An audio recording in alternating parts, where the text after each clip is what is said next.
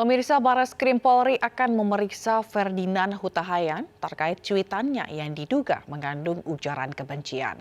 Sebelumnya, Bareskrim Polri telah menerbitkan surat perintah dimulainya penyidikan atau SPDP kasus tersebut.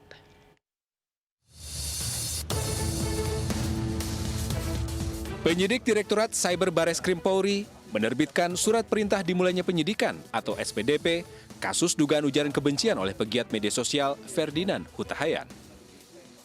SPDP diterbitkan usai pemeriksaan 5 orang saksi dan 5 orang saksi ahli yang terdiri dari saksi ahli bahasa, sosiologi, pidana, agama, dan ITE. Bareskrim akan memanggil Ferdinand Huta Hayan untuk diperiksa 10 Januari mendatang. Penyidik Direktorat Tindak Pidana Siber Bareskrim Polri telah melayangkan surat tembusan SPDP. Jadi tembusan SPDP dan juga telah menyampaikan surat panggilan terhadap terlapor FH. Tadi malam tanggal 6 Januari 2022. Surat panggilan tersebut berisi pemanggilan kepada yang bersangkutan untuk menghadap ke penyidik pada hari Senin, tanggal 10 Januari 2022, jam 10.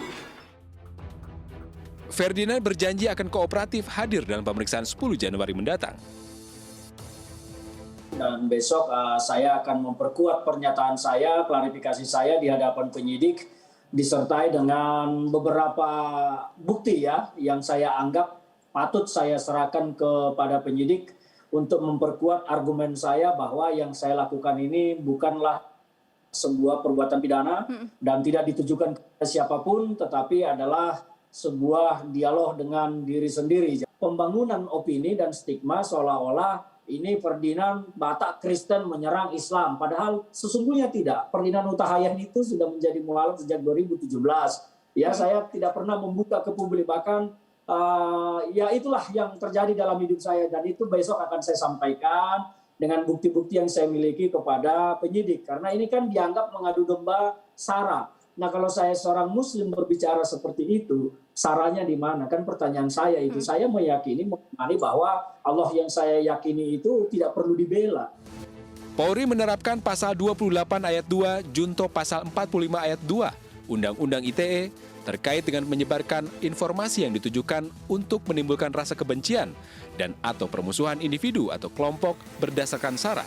Selain itu, penyidik juga menerapkan pasal 14 ayat 1 dan 2 Undang-Undang Nomor 1 Tahun 1946 tentang Peraturan Hukum Pidana terkait dengan menyebarkan berita atau pemberitaan bohong yang dapat menimbulkan keonaran di masyarakat. Dari Jakarta, tim iNews melaporkan.